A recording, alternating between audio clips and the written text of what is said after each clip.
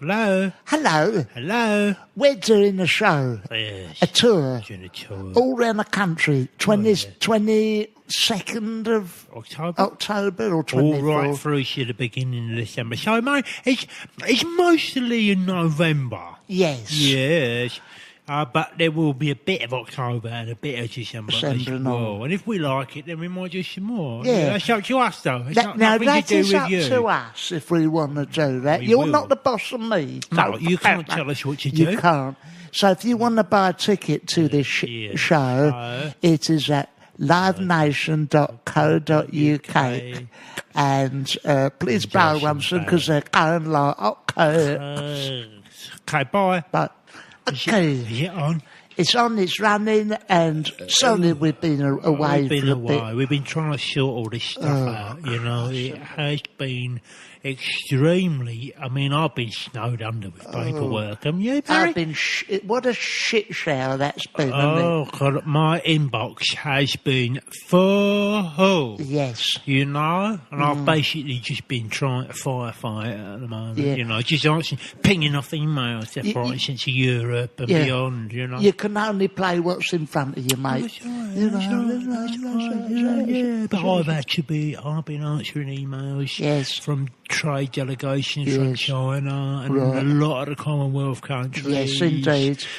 Just saying, look, I know we look like we're in a pickle at the moment, but don't worry, we'll sort all this out in due course, and we'll keep buying your motors and all that stuff. And it's been a lot of work, actually. I've just been dealing with a few trade delegations from South America, being in touch. I said, look, guys, Look, guys. it is what it is. Yeah, no one really knows. No one really knows. I've got my feelings about where the economy's going. Yeah, I've got my feelings about that as well, actually. There again, I don't know anything about it. No, well, I do. You do? I do sign off my emails saying, like, long 3-page emails saying, this is what will happen. This is what I think will happen. This is what might happen. And then I do put a little PS at the end saying, PS, I don't know what I'm talking about. Because I don't know nothing about this. Well, it's interesting to say that because I had the finance minister from Liechtenstein. Oh, right, he's on the phone, He sent me an email in the end. I said, look, I can really see that GDP is going to go up. Oh, it is. I can see interest rates rising in the short term. Okay. I can see the pound shrinking against the Hang Sang Ding Dong. Me too. And then at the end of it, I just put an asterisk. I thought, I don't really know what I'm talking about. Yeah, no, because I had a very similar story the other day. I had the trade delegate from Pakistan ring me. He rang me up and he gave me an email. He got my email off of the Chinese foreign minister. Yeah. Anyway, he says, listen, we're all a bit worried over here in Pakistan. I said, look, okay, I know you're worried. Yes. I know you're worried. I think what will happen is the economy will stabilise after a period of uncertainty. We are fractured as a nation, etc., etc. And then I reeled off a load of other stuff as well, you know. And then at the end I said, so don't worry, okay? And then I just underneath that I just put a little PS saying, PS mate, I don't know what I'm talking about. Yes. I don't even know why you contacted me in the first place, because I don't give a shit. Yeah, well, I prefaced everything I said with my CV. Okay, haven't worked for, 42 years. 2 years on 62 benefits. years on benefits. Yeah. I just put down some of my major achievements. Unblocked our drain, which is shared between the two houses. Well done. Grouted our bathroom. Well done again. But unsuccessfully. I didn't put that in. I didn't put that in. Well, show yourself up. Yeah. Won a fancy dress competition at the Bowls Club about 3 years ago, where I went as a man from Atlantis. All that stuff. Regularly shot from my Margaret. Did the world's biggest shit when I was in doing my national service. It was, I didn't. Wasn't it the world's biggest? I didn't know that. We called it that as a laugh. Can whistle through my teeth. And, so on that basis, you said, and on having done all these things, in terms of economic, acumen, I don't have any. No. But, I mean, you'll have just as much as anyone else. Well, yes. In the current climate. The current climate. In the current Everyone climate. resigning. These people led us over a cliff, and then they're all going. Yeah, everyone is resigning. I think it's the thing to do, you know, this summer. In fact, I thought long and hard about it myself. Actually, about it. It's coming now. Yeah, I think I thought long and hard about that, and I have decided to resign from this podcast. That's a shock. It is a shock. I know it's come as a shock. Believe me, it's not a decision that I've taken lightly. No. I thought long and hard about it. In fact, I'd like to read a statement that I prepared just on the board. Oh, God. What a shock. Okay, in my resignation letter.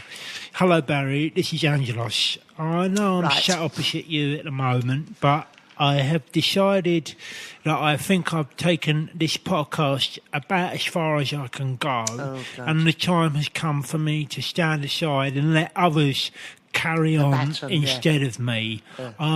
I've brought us to the brink of destruction, but I don't believe that I am the man to tidy things up, so someone else can do it, maybe Kenny or Brian or Terry or one of the other lot from the betting shop. I wish you all the best, and and all that stuff. Can I beg you to reconsider? Hold on a minute. Oh. P.S. No, there's nothing there. I thought there was a PS. No, you've just smeared a bit of that Ginsters on it. Yeah, a bit of Ginsters. Yeah. Well, I beg you to reconsider. Would you want a time to think about it? Can you give me some time to think about it? I'll give you a little time to think about it. Reconsider. I would like to reconsider my resignation.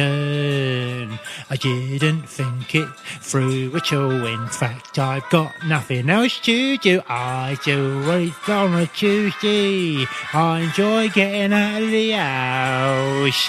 I wouldn't do anything else without you, Barry. So I think in hindsight, and hindsight is so often 2020, as they say. Yes. I've decided to reconsider my position. Oh, God, yeah. In fact, I'm not resigning. In fact, I would like to take this podcast onto bigger and better things. Wonderful. I think I am the man to do that. And anyone that challenges my title, I'll kick the shit out of them. Oh, well, that's so lovely. I'm so relieved. I'm so relieved. I'm so happy. I'm so very, very happy that you are back on board. It is something that I've always wanted to, and it gets me bored when anybody comes and replaces you. Yes. Not that they ever have. But the idea of it. But the idea is one that makes me sad. Yeah, I should have thought a bit more about my acceptance song. Well, these things, you know, as events unfold before us, sometimes it's hard to be prepared. You know, events it's very have unfolded before us, and I think that I've taken things as far as I'm prepared. And I've prepared a little statement here that I'd like. Are you resigning? Dear Angelos. Hello. Although you are sat opposite me now, I thought it was easier to write down some of my thoughts. Okay. I would like to resign from the podcast. I feel I've taken things on as far as they will go, with filthy shit stories, songs that don't really rhyme, and talk about peter out a bit, and this is about my wife and all her medical problems, including that bum problem. As a result, I would like to hand over to Kenny, to any of the lads from the Bowls Club, or your friends from Londis. I hope you understand. A very emotional time. Well, this is shocking news, everybody. Barry, but if you haven't heard the news already, Barry has resigned from the podcast. But I'm willing to reconsider my position in the last 2 seconds. Oh, the events have unfolded now even further, and it would appear that Barry is reconsidering his position. I just need a second just need a second to think about it. I really hope he does reconsider. Just need to reconsider. I need to consider. I would like to do the podcast now and forevermore. I would like to do it until at least I'm 84, and then we could go on tour forever and try to earn some money.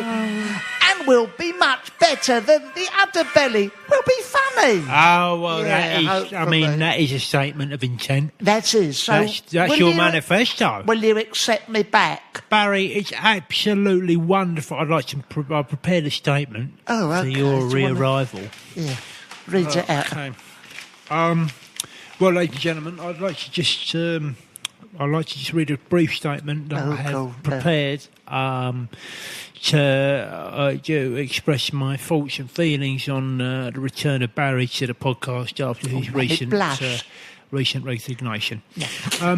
In the period of 20 to 30 seconds ago, when Barry had resigned from the podcast, my world fell apart. Oh, Christ. So it is with huge joy and pleasure that I can welcome Barry back to the podcast for at least forevermore, at least for that long. Yes. And all the wonderful things that we're going to do together, and etc., etc. And I'd just like to say I'm so happy to have him back on board, even though bits are falling off him. Yeah. So welcome back, Barry. Group hug. Group hug. Leon, you want to join in the hug? Don't be shy. Leon won't get involved with the hug. It's up to him. Don't touch me there, you filthy pig. Part-timer. Yeah. Well, that's the current news. That's what's called satire. Well, loosely. Yeah. Loosely. What is really interesting is, goodness me, did you see today that business with Ken Clark and Sky? Yes, I saw that. Oh, God, he's slagging off it. And they caught him on his microphone, well, this is the problem with the microphones. Yeah. You can get caught on them all the time. Yeah. I got caught on the microphone. What, slagging someone off, sort of thing? Well, yeah, I got caught, but I had a microphone off. It got caught on the fence, right? Pulled me backwards, and I hit my head on a post. Oh, so God. There is a lot of danger involved with these things. That is an issue. I have been in terrible trouble slagging people off who've heard me. Is it? Oh, it's a terrible. I mean, Ken Clark, he can kiss goodbye at the Conservative Party. Well, yes, very much so. Although that bloke's Teflon. Oh, that geezer is. That bloke's Teflon. That geezer He's always is. getting fried. Oh, that geezer, isn't it? When I used to work, I mean, I had so much to lose. Oh, when I worked for Colonel Sanders. I remember you were his personal assistant. Yeah, of chicken fame. Yeah. Of the Zinger fame. Yes, the tower. I was at the Zinger Tower where he's got his office. Well, till they knocked that down. Oh, well, Christ.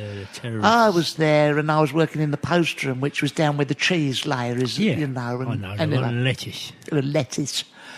And I got called out and Colonel Sanders goes, "Hey, man, I want you to be my personal assistant." Did he say? What? Translate that for us, for the people that don't speak Sanders. Well, Sanders is a very simple language to pick up. Sanders, I mean, when he says, that's how he welcomes you. Hello, that means, I want you to be, because I want you to be, and he talks like that because he's got two chicken nuggets up his nose. That's what. Tell us what that means. My personal assistant is what it is. But if you work at Zingertaz, you pick up the jargon, the lingo. So Sanders is there. Anyway, I worked for him for a good old 2-3 months, and he took me under his wing. It was deep fried, and with 11 herbs and spices. Anyway, after he took me under his wing and kept me abreast of things, give you a leg up. It gave me a leg up, and tickled me nuggets, and something about thighs, and gave me the shakes. He said I was a small fry. Anyway, he said. You said nugget? I did nugget. You said nugget. I sat down when he saw me popcorn. Anyway, chicken bang bang. Oh. Anyway. Chicken thigh. I can't think of any more. Okay. Wiped with the tissue. Anyway, Chips. So the chips are down, and he says to me, Coleslaw. he says to me, son, I want to share with you. Which is, I want to share. Which means? Again, that means I want to share with you. I want to share with you. Right, I understood that because I picked up some. Well, you have. It's very easy. Yes. Once your ear gets a climb to it. So just set the scene for all of you at home. Yeah. Chandler's is called Barry into the office. Yes. And he said, I want to share with you the secret of the 11 secret herbs and spices what go into our chicken to make it Kentucky Fried Chicken. Yeah. Okay, that's where we're at the moment. Because people have died trying to find out that secret. And where did you keep the secret? Up his bum? Up his bum, you see. So anyway, I knew that and I'd heard that. I thought that was an urban myth. Yeah. But you see the way he walks. Yeah, well, that's why he's got that stick, isn't it? He's got that stick because he's got all them secrets up his arse. Anyway, I'm there, and and what I didn't like about him, the way he talked, and I thought, bit uppity, isn't it? Bit uppity, bit up himself, along with the herbs and spices recipe. Yeah. So I thought to myself, I don't like the way you operate. Right, you should have just liked him, but he's paying you a lot of money, so you got to stay by his side. So I caught the lift all the way down to the lower bit of the bun in Zinger Towers, and I went out and I had a Lambert and Butler. I stood outside by the bins. I stood outside. Okay. And my John who lives next door, he phoned me up, you see. On your mobile phone? On my mobile phone. He says, I'm slagging off Colonel. Right, go it. I said, the rumours are true. He keeps the secret of his 11 herbs and spices. Yeah, but that's not shagging him off. That's like is what he does. Well, I don't think that the KFC Corporation would like people all over the world to know that there are some highly, highly confidential documents up his rectum. Well, yeah. You know him what he does with them. Anyway, I'm having a What pop. you saying about him? Oh, all sorts. I was saying about his beard, that white beard, that George Michaelish beard he's got. I said that that's where he's got all sorts of little chickens' eggs up there. That's where they hatch out of. I said he was. What about his military career? His military. He's not a colonel. He's not a colonel at all. What them badges he's got? Oh, if you look at them closely, they're made out of tin foil. Oh. So I'm having a pop at him, and I'm and suddenly I turn around, and there, bold as brass, is the colonel himself. Yeah. What's he doing? Oh God! Well, he was nibbling on it. He was behind the bins, nibbling on a chicken drumstick. Funny that he would do that there. Well, he goes. He still gets a kick out of he likes to remember the early days. He's nibbling chicken behind the bench. So I said, "Oh God, Colonel, I'm so sorry." And he went, "Why not slagging me up? We're still having a pop at me, buddy." And that means was you slagging me off? Was you having a pop at me? Okay. So I'm embarrassed. I blushed. I said, "Colonel, you wasn't supposed to hear that." And he goes, "Right, you can forget me telling you the recipe, you silly old fucker." He says, "That recipe is saying start up my asshole." Okay. And he says, "You can go and take your marching orders." Oh, you and as I left, he kept your papers, he gave me a little wipe-away tissue to go with him, and that was it. I got the last nothing you with heard it. of him. Yeah. Oh, well, Chandler's can be ruthless. He can. That's how he's built that Zinger Tower, Well, he's very, very ruthless. He gets what he wants. But you've got to be careful because you got... I mean, it's just...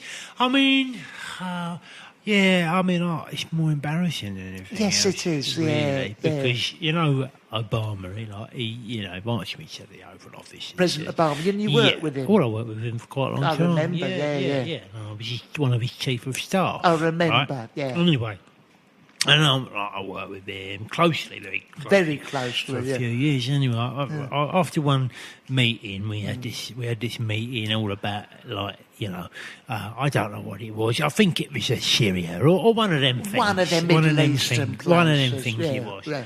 And I thought, Obama, I'm just going to go and stand outside the French windows of the Oval Office, if you don't mind. For a fag, sort of yeah, thing, I'll go out for a Winston. Yeah. Anyway, I pop out for a Winston. I spark up, and then my mate Kenny rings from Wimpy. Yeah. Anyway, he says, "What are you doing?" I said, "I've just been in this."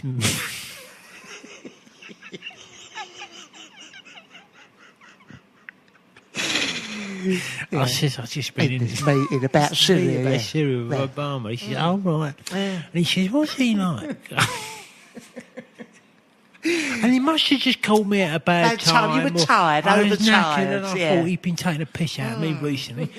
And I said, "Well, I'll let rip, on Obama, I'll let rip." I said, "Oh, Christ." The bloke, he's a bit too skinny. I said, he don't look after himself. His shirts are too big for his collar. Yeah. They all sort of fall around his neck now. Yeah. I says, his medical plan is naive. At best, medical his health. foreign policy is too aggressive. Yeah. He's not short of a buck or two, which he doesn't mind taking a bung. Yeah. Anyway, I'll let rip. Oh, Christ, your tongue ran away.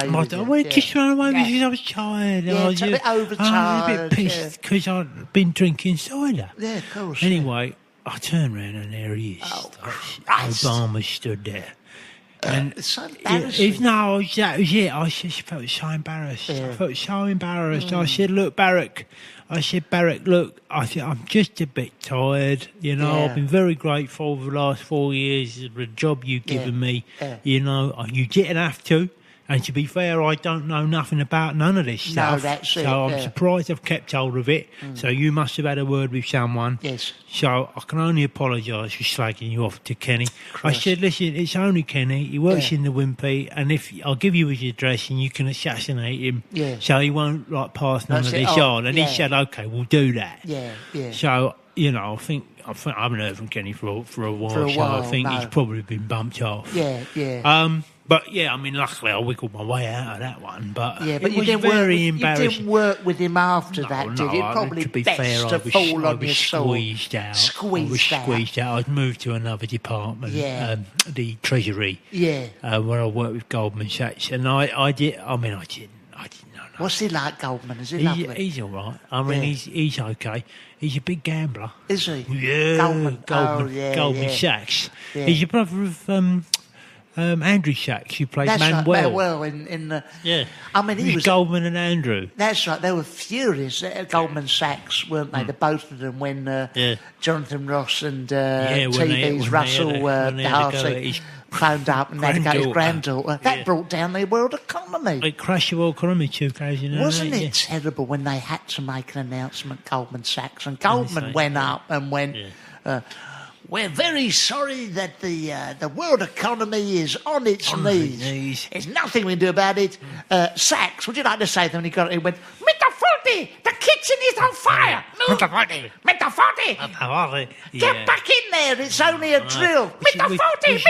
Which was inappropriate at the time because a lot of people had been put out of their homes. Yeah, but that's a sense of humour. No, I like a joke. Well, I like a joke, but that's not the time to do it. I mean, the thing is about poor old Andrew Sachs, he never really created to hit the heights after Manuel. So to set himself up as an international banker was never really... No, I mean, he didn't really know what he was doing, but his brother Goldman clearly did. Oh, yeah. I think carried him. There must have been... He carried him. Yeah, there must have been some family jealousy. I would say so. Well, that's Goldman Sachs. Sachs brothers. And the other one that was also in that brotherhood was Andrew Sachs, Goldman Sachs. And who was the other one? John Sachs, who used to be the Capital Radio DJ. That's right. Ended up being the voiceover of Gladiators. Yeah, my friend Richard Sachs, who used to own Sachs's on Scrubs Lane. Leather Jacket Empire. Oh, yes, From Wallace Sachs. Yeah. Ball Sachs. Ball Sachs.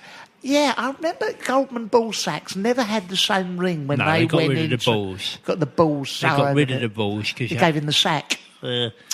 In other news... In other news, what's this about Tom Hiddleston? Oh, well, he's Tom Hiddleston. Oh, he's out with Taylor Swift, isn't it? He's gone out with Taylor Swift. Taylor Swift. Taylor Swift? Who'd have a name that's a Two surname? surnames. Two Well, surnames. a surname and a bird. Yeah. Taylor Swift. No. It's an occupation. Isn't it? It's an occupation and a verb. It's Well, not a you verb, get is it? people, Swift. don't you? They call their kids, Taylor, Harrison. Yeah. Taylor, Harrison, Johnson. Good luck, It's Jonathan.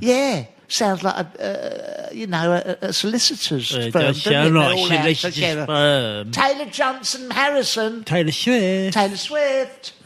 Anyway. What's he done? He's What's gone he out. gone with? out and done this? He's gone out. He's gone out and met her on the beach in Eastbourne or somewhere like that. Down in Eastbourne, yeah. And he's put this T-shirt on, which is I silly. Heart TS, which and he's not talking about T.S. Eliot. He's talking about Taylor Swift. No. And it got me. It just put me in mind of the time that I, declared my love for someone in a very, very public manner. The birds love it. Go They on. do What love happened? it. Who was it? They love Was it. it Sonia, that bird you went out with? Sonia? It was Sonia. Sonia Staples. Sonia Staples, and we're going back. I say probably 10 years or so. Yeah, that's it. That's right. And this is when I was good friends with King Jong-un. Kim Jong-un, And I said, look, I phoned him up. I said, Kim, listen, I've got this bird and she's really beautiful and I would like to let her know that I love her. Right. And this is the first time I'm going to be telling her that I love her. Yes. And he was like, oh, Angelos, I can help you, isn't it? Contrary to what you believe, he's got his I own know he's got heart. heart gold. Oh, heart He's got gold. heart gold. Heart Oh, gold. yes. Forget Yeah, the long heart march, all gold. that. He's got Not a heart butter. gold. That's it. Anyway, he says, yeah, I'm prepared to help you, Angelos. I said, all right, Kim, I'll bring her over. And so we got on a plane. I said, I've got a lovely little weekend break for you. Yeah, in North Korea. In North Korea. Yeah. So I took her over there and I said, look, come out here to this deserted field. Yeah. So I took her out to this deserted field and I rung up Kim and I said, right, we're going to be in the field about 9 o'clock in the morning. Yeah.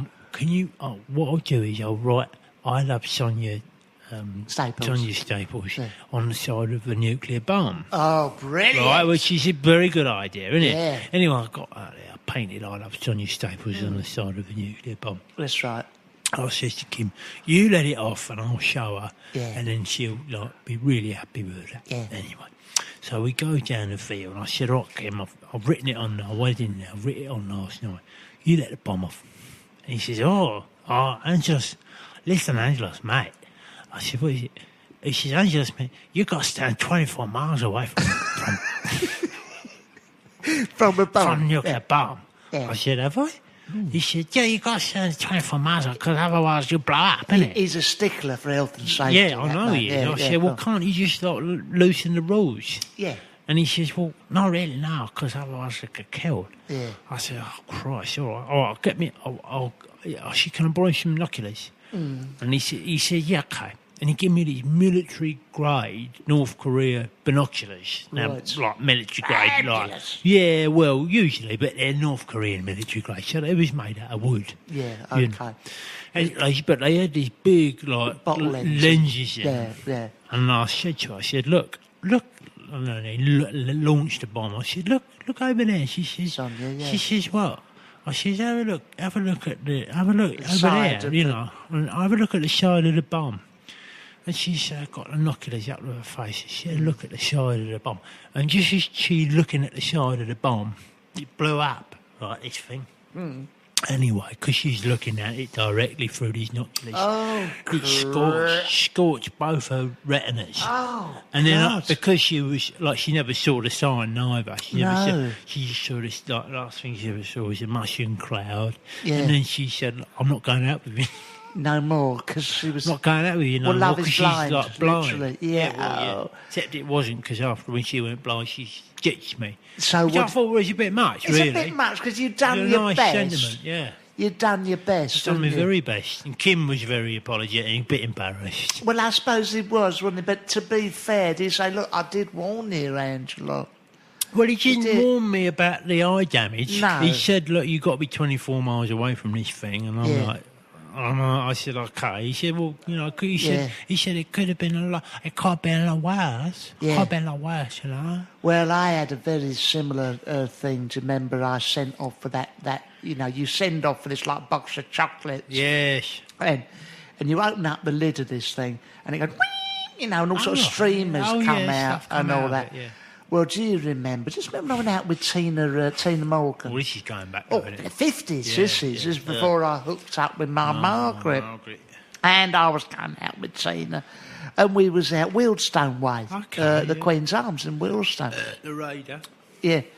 And, the Raider, I didn't know him in them days. He wasn't an international superstar in them days. And we were sitting there, I was having half a mild, and I pulled out these chocolates, which my mate, you know, Derek Smythe? Yes. He'd rigged it up, this thing, you see, and there's all this, you know, and the sort of streamers are going to come out, a heart shape, you know. Anyway, I'm delighted. I paid him about 20, 30 quid for this thing. Top dollar. Top dollar. I've said, here, got a black magic box here. I says, you've got black magic. Oh, you are romantic. Valentine's Day it wasn't it? Yeah. She's got a Chris. She was having a port and lemon. I had half a mile. I says, open it up, Tina, open it up. I'm thinking, I'm on a promise here. I've been at that much effort. Anyway, God almighty. Derek, what he's done is he's rigged this thing up. It comes out on why he used a spike, I do not know. No. It's come up, it's between the eyes. Oh, no. There's blood all over the place. It's spurting out of her head. All coming out of her head and her ears and that. Yeah. She staggers around the place. I'm embarrassed in front of her. You would be I'm trying embarrassed. to offer her a strawberry cream, you know. Yeah. I'm thinking, don't draw attention to herself. She falls over, she smacks her head on the bar. Okay. You know, her teeth coming. I'm going, don't worry, I love you. I love you, sort of thing. Anyway, I try to, you know, get her out of the place. She's fallen all over, her nose is all smashed up. And it's those romantic gestures that can backfire. Yeah, well, they can. I mean, the thing is, Barry, you put yourself out there. Look, you put yourself out there. Now, if it doesn't get reciprocated or things go wrong, those are the risks you take through life, you know? That's right. And they'll move you forward sometimes. That's right. And occasionally I do see her out in Wealdstone. Oh, right. She's got a bit of her head missing, really. Yeah, she's had her nose done. She's had her nose done and all that. But she did say to me that when I left you, a little bit of me went with you, you know. Yeah, it wasn't with me, it's on the floor in the saloon bar. Yeah. But, you know... Bless her. Bless her. Bless her. She's a lovely lady, Tina. Tina. Poor old There's a lot of old birds knocking about, you know. Imagine what our lives could have been so different, Barry, you know. If we'd have hooked up with some of these beautiful birds, you know. I wouldn't want to be with Taylor Swift. Wouldn't you? Nah, she's not my type. No. Beautiful, multi-millionaire, sexy, international jet setter. No, I'd rather go out with Tina because, all right, most of her head was missing. Yes. She's rough as you like. Yes. She can't. But she's got no money, and that's she's got good no money, because but she was a laugh. But she depend on you. Yeah, and you can feel powerful. Yeah, that's it. Yeah, but Taylor Smith, I wouldn't go out with any of them top birds. Yeah, because you've been out with a few. I went out with that Kate Moss. Yeah, I went out with her. What was she like? Party animal, was it? Not really. No. She's not really. She likes to go to McDonald's. Yes. And she likes to go to the cinema. Well, I went and saw Star Trek with her. Right. Which I was surprised about. I said, do you want to go and see one of the special films? Yeah, or do you want to go out west? You want to go out west? She was like, no, I want to go and see Star Trek. And then, of course, like, I went up there, I went up to the window and I said, can I two for Star Trek? Yeah. You know, she swoops in and goes, oh, no, we're not paying. We're not paying or nothing. Really? Yeah, and I thought, no, I'll pay. I don't mind paying. Yeah. You know, she said, no, Kate Moss, I don't mind paying. We're not paying. Swoop in. Yeah, and I said, well, sorry, mate, I'm with her. She's not paying. Yeah. Did you buy her any popcorn? Well, I went up to the concession. I said, what do you want, Moss? And she said, I'll have large popcorn, please. Yeah. You know, short or sweet. She says mixed. I said, Right. okay, She's all right. exotic No, like well, that, yeah. she's what she wants. I said, do you want anything else? And she said, yeah, can I have some dairy milk buttons? I said, Right, okay. yeah. And I'll have some of them nachos with that mucky Muck on cheese. it, yeah. And, I said, I don't know how you keep your figure. Yes. Anyway, I had a joke with her. Anyway, I said to her, large popcorn, short and sweet, dairy milk buttons, Yes. and some of them nachos with all the muck on. Muck on it. And he said, that'd be 80 quid, please. You know, this is how they get you. This is how they get you. And she swoops in again. She goes, oh, no, I'm not paying. well. I'm not paying. None of that. I said, no, we've got to pay. She said, no, Kate Moss, I'm not paying, you know. yeah. So we get all that for free, you know. Yeah. And then we sit down, like going to the cinema, and we sit down and that, and the film's about to start. She's eating all that grub already, you know.